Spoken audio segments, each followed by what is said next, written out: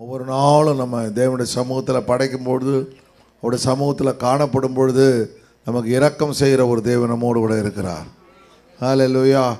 அதனால் கர்த்தரை நம்ம இருதயத்தில் மாத்திரமல்ல, நம்மளோட வாழ்க்கையில் துணையாய் வைத்து கொள்ளும் பொழுது நம்மளுக்கு வரப்போகிற எல்லா ஆபத்துகளிலிருந்தும் விலக்கி பாதுகாத்து கொள்ள தேவன் வல்லமை உள்ளவராக இருக்கிறார்.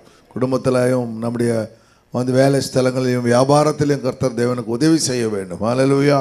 நமக்கு வர ஆபத்திலிருந்து கர்த்தர் விலைக்கு பாதுகாத்து கொள்ள வேண்டும். எத்தனையோ பேர் பார்த்திங்கன்னா அவங்க சின்ன ஒரு தவறில் என்ன பண்ணுறாங்க, வாழ்நாள் முழுவதும் அவங்க ஒன்றுமே செய்ய முடியாத நிலையில் ஆண்டவர் கர்த்தர் நல்லபடியாக கர்த்தர் நமக்கு நல்ல 5 விரல் 10 விரலை கொடுத்துருக்குறாரு.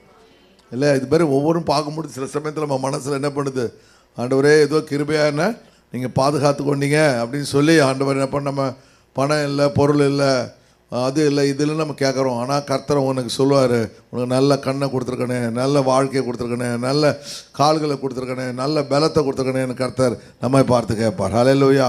சில பேருக்கு பணம் இருக்கும், எல்லாம் இருக்கும், ஆனால் நல்ல சரீரம் இருக்காது. கர்த்தர் நமக்கு எல்லாவற்றையும் கர்த்தர் கொடுத்துருக்கிறார்.